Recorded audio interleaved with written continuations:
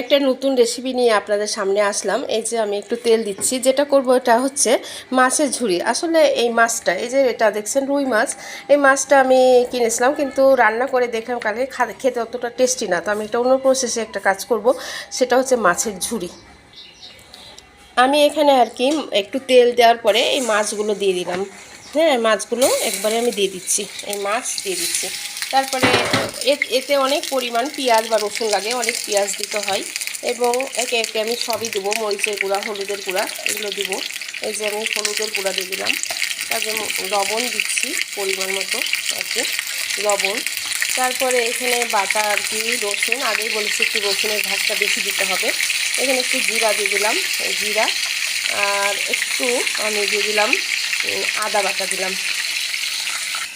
যেহেতু মাছের ঝুড়ি, এই জন্য একটু ঝাল বেশি দিতে হবে। এই যে মরিচের গুঁড়া, আর আমি একটু এই যে মরিচের গুঁড়া দিচ্ছি, আর এই যে কাঁচা মরিচ দিলাম। হ্যাঁ, একটু ঝালটা বেশি দিতে হবে। এইটা আসলে আমি দেখাচ্ছি, এটা এতে একটু পানি দিয়ে জাস্ট কাঁটাটা ছাড়াবো।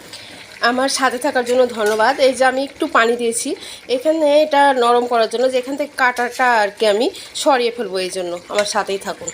আমার সাথে থাকার জন্য ধন্যবাদ। কাটা ছাড়ানোর পরে অবস্থায় আছে। আমি এখন আলাদা একটা প্যানে আর কি এটাকে ভাজতে হবে, মানে অল্প অল্প তেল দিয়ে একেবারে নাড়াচাড়া ভাজা ভাজা কালার। এইভাবে মাছের ঝুড়িটা রেডি হয়ে গেল।